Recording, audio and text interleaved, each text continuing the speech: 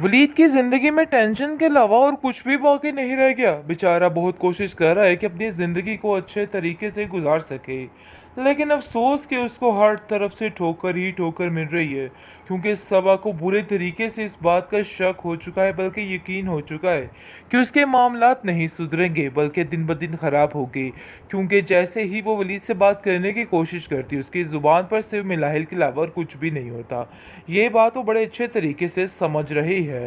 महल जी, अब देखेंगे कि बहुत ज़्यादा परेशान हो चुकी है सबा, और ऊपर से एक काम करती है ये ज़ारा। क्योंकि ज़ारा की मुलाकात जैसे ही सबा के साथ होती है, तो वहाँ पर मिनाहिल के ख़िलाफ़ बातें करना शुरू कर देती है और कहती है कि वलीद भाई वैसे तो बहुत अच्छे हैं, लेकिन मिनाहिल लड़की बिल्कुल भी सही नहीं है। वो उनकी ज़िंदगी में सिर्फ़ और सिर्फ़ उनके यानी कि जीरन करने के लिए आई हुई है। तुम्हें नहीं पता, तुम्हें ये सब कुछ बचाना होगा, वरना बहुत मुश्किल हो जाएगी। जिसको सुनकर वो कहती है कि मुझे यकीन नहीं आ रहा कि आखिर वाक़ई में सच है। इसका मतलब है कि ये सब कुछ मेरा वहम नहीं था, बल्कि हकीकत थी। मुझे इस बात को समझ जाना चाहिए था। बहुत ज़्यादा परेशान हो चुकी है सबा, लेकिन कुछ समझ नहीं पा रही कि आखिर इस मामले को किस तरीके से हैंडल करे। हर जगह पर उसको सवाए रुसवाई और ज़िल्लत के कुछ नज़र नहीं आ रहा है, क्योंकि परेशानी ने उसका हर तरफ से रास्ता अपना लिया है। लेकिन वो बहुत जल्द इस चीज़ से खुद इनकार कर देगी, क्योंकि वो इस सब सारी बातों को देख देख के तंग आ चुकी है और उसको कुछ समझ नहीं आ रही वो क्या करे।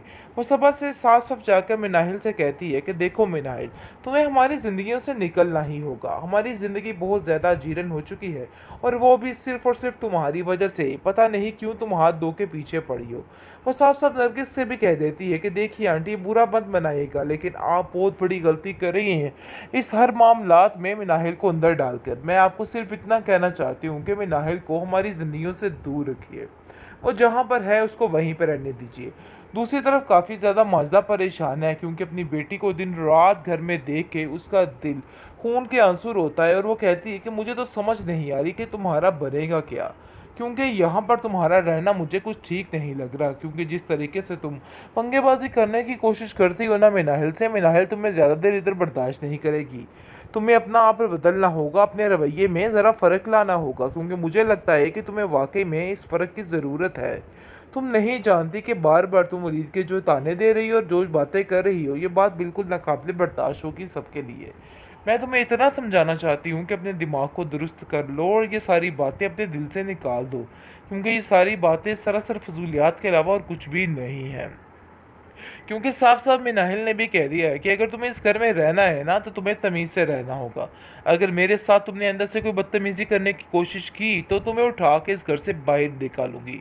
ये सारी बातें करना भी उसकी मजबूरी में शामिल हो चुका है, क्योंकि वो समझ चुकी है कि ये लोग इसी काबिल हैं और इन लोगों को ऐसे ही ट्रीट करना है।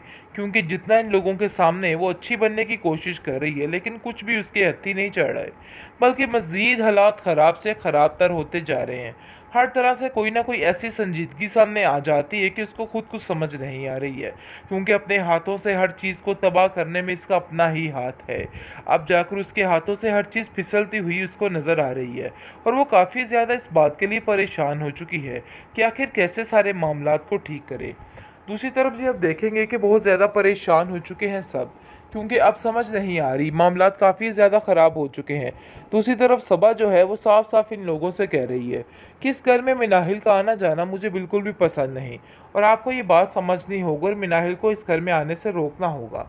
लेकिन नरगिस इस बात को मानने से इनकार कर देती है और कहती है कि मैं ये बात कभी बर्दाश्त नहीं करूँगी कि मेरी बेटी के बारे में कोई किसी किस्म की बात की जाए। वलीद की ज़िंदगी में टेंशन के अलावा और कुछ भी बाकी नहीं रह गया। बेचारा बहुत कोशिश कर रहा है कि अपनी ज़िंदगी को अच्छे तरीके से गुजार सके, लेकिन अफसोस कि उसको हर तरफ से ठोकर ही ठोकर मिल रही है। क्योंकि सबा को बुरे तरीके से इस बात का शक हो चुका है, बल्कि यकीन हो चुका है कि उसके मामलात नहीं सुधरेंगे, बल्कि दिन ब दिन ख़राब होंगे। क्योंकि जैसे ही वो वलीद से बात करने की कोशिश करती है, उसकी ज़ुबान पर सिर्फ मिलाहिल के अलावा और कुछ भी नहीं होता। ये बात वो बड़े अच्छे तरीके से समझ रही है।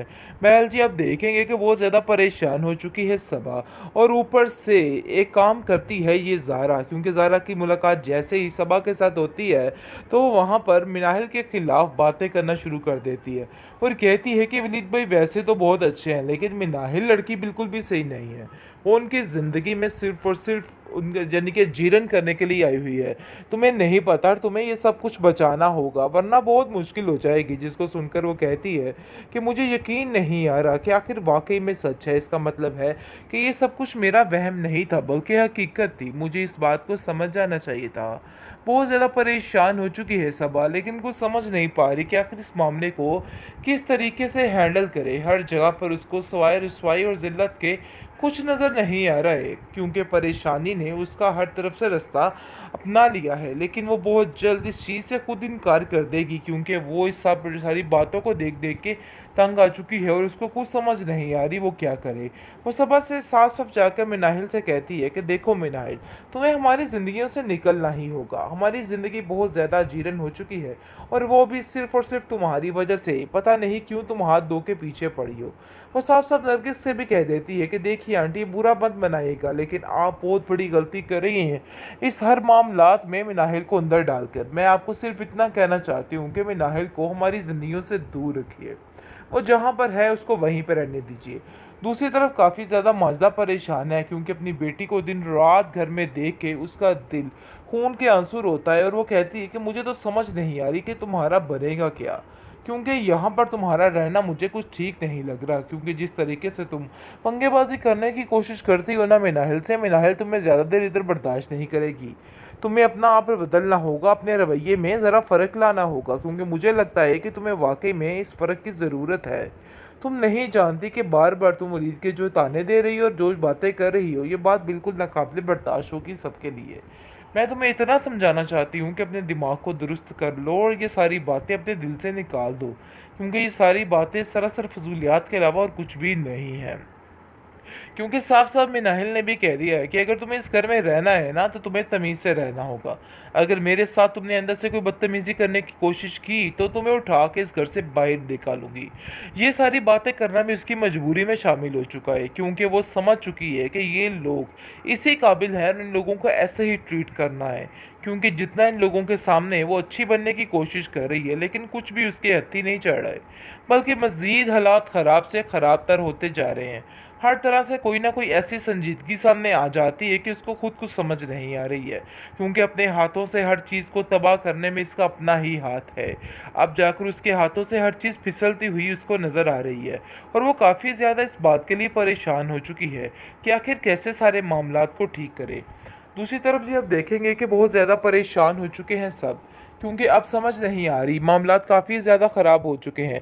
दूसरी तरफ सबा जो है वो साफ-साफ इन लोगों से कह रही है कि इस घर में मिनाहिल का आना-जाना मुझे बिल्कुल भी पसंद नहीं और आपको ये बात समझनी होगी और मिनाहिल को इस घर में आने से रोकना होगा। लेकिन नरगिस इस बात को मानने से इनकार कर देती है और कहती है कि मैं ये बात कभी बर्दाश्त नहीं करूँगी कि मेरी बेटी के बारे में कोई किसी किस्म की बात की जाए।